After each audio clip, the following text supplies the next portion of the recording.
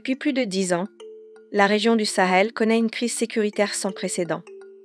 Dans les pays comme le Burkina Faso, le Mali, la Mauritanie, le Niger et le Tchad, les conflits et la violence ont fait des ravages et continuent d'affecter les populations. Je viens d'une ville où qui a un sérieux problème de violence urbaine. Il y a tout le temps des meurtres et avec beaucoup de drogue et tout. Donc, j'ai très tôt vécu les problèmes liés à ces violences. Où les jeunes filles ne sont pas très libres de sortir et aller là où elles veulent. Où tout le temps, à chaque fois, ça peut dégénérer à tout moment dans la vie. Et c'est surtout les femmes et les jeunes filles qui sont très souvent concernées, qui sont très souvent les victimes. Le Sahel fait face à des multiples défis, tels que le terrorisme, l'instabilité des politiques, la pauvreté. Et ces défis touchent énormément les femmes parce qu'elles subissent des violences, que ce soit des mariages forcés, des violences basées sur le genre. Et pour moi, c'est le plus grand challenge ici au Mali. Les femmes et les jeunes qui représentent la catégorie la plus importante dans ces pays sont donc les plus affectés. Déterminées à lutter pour la paix et la sécurité dans leurs pays respectifs, plusieurs femmes venant de différents horizons ont décidé d'intervenir.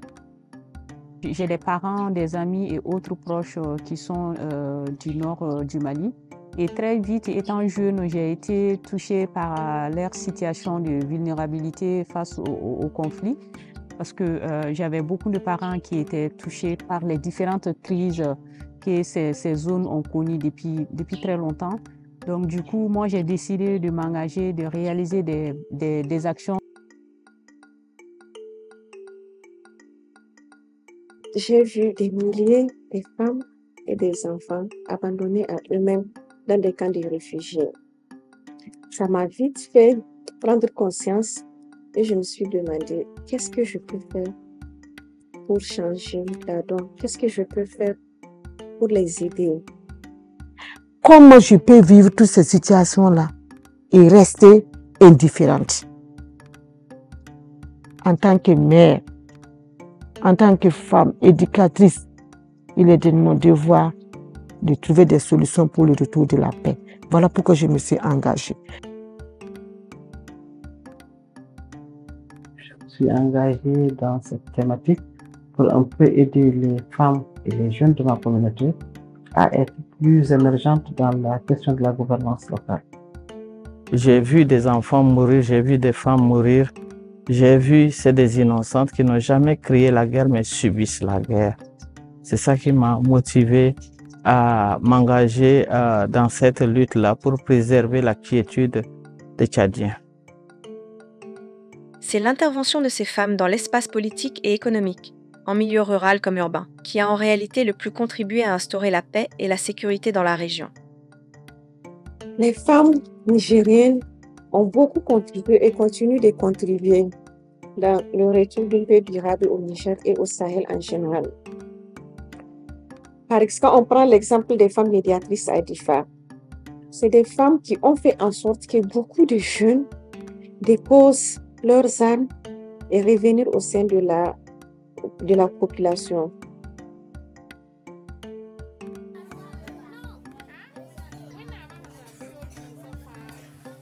Je me rappelle que dans le village de Bogaya, l'imam du village m'a approché et a dit « Madame, ce que vous êtes venue faire ici ce matin, vous allez faire bouger beaucoup de choses. » Et dans un autre village, quelqu'un nous a approché aussi pour parler de notre repas communautaire parce que lui, il a eu à manger avec quelqu'un avec qui, il y a longtemps, ils ne se sont même pas assis sous une même ombre.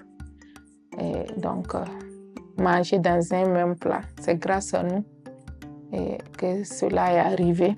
Quand nous avons créé l'ONG, nous nous sommes attelés à la consolidation des acquis.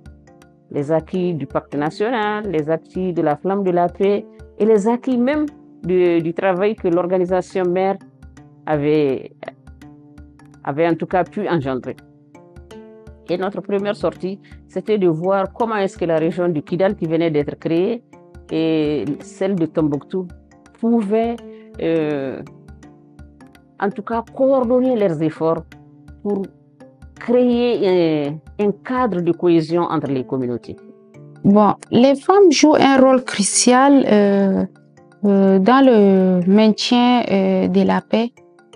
D'abord, ce n'est pas seulement dans les institutions ou bien dans les associations, mais le rôle de la femme commence d'abord à la maison. Nous voyons comment l'éducation reçue et également la particularité dans l'éducation des filles et des femmes. Pour ces médiatrices et activistes, bien que la collaboration avec les organisations étatiques et non étatiques se passe bien en général sur le terrain, les défis restent importants et parfois difficiles à surmonter. Les défis sont énormes. Rien que la semaine passée, j'étais à une rencontre où un monsieur dit que même si nous ne sommes pas là, et ils vont parler pour nous. Et une dame a dit que parler pour nous à notre absence, c'est comme si c'est parler contre nous.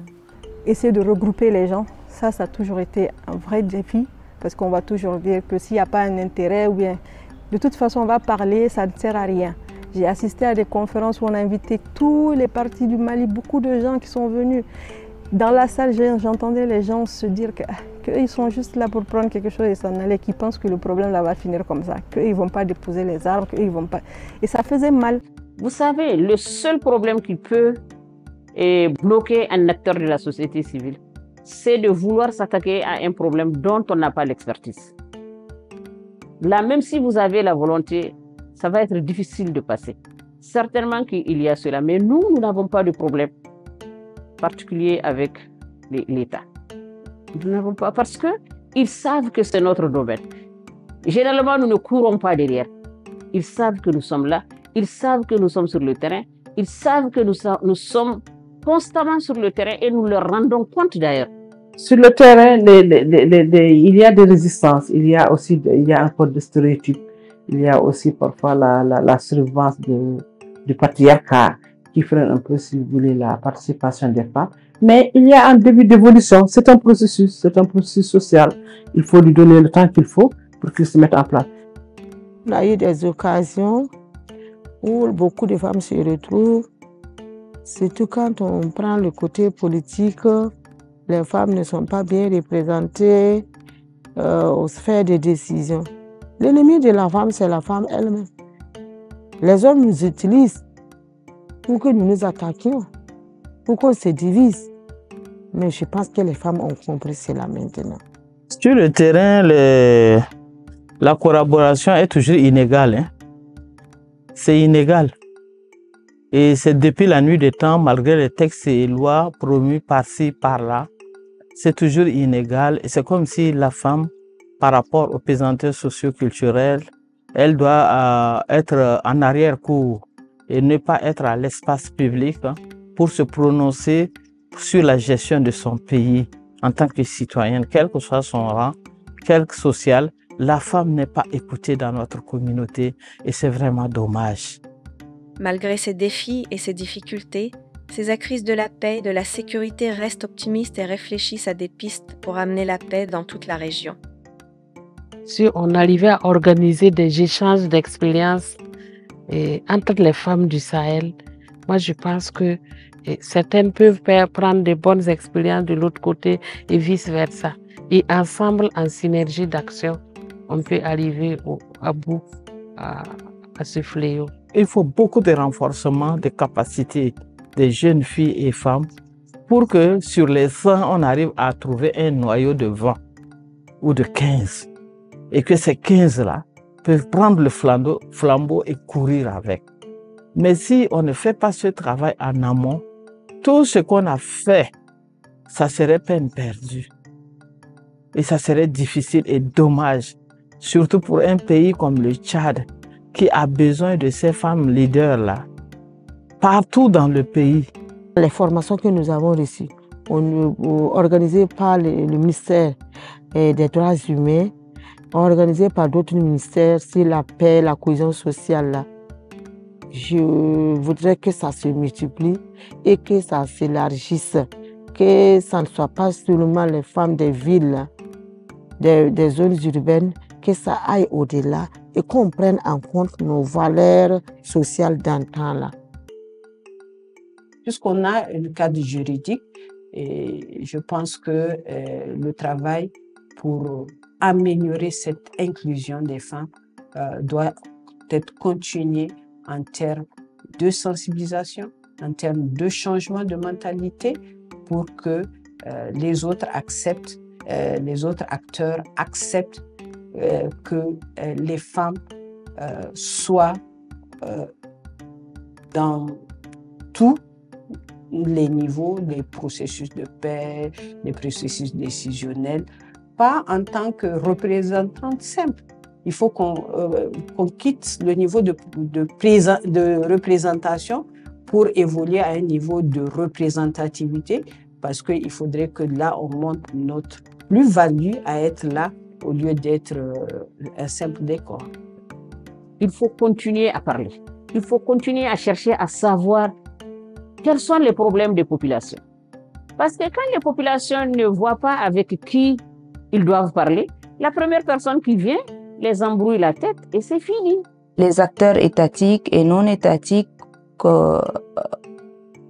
comprennent progressivement l'importance de la femme, sa place dans la société. C'est vrai que ça va tout doucement, mais on lui reconnaît sa place. On commence par lui reconnaître sa place par les uns et les autres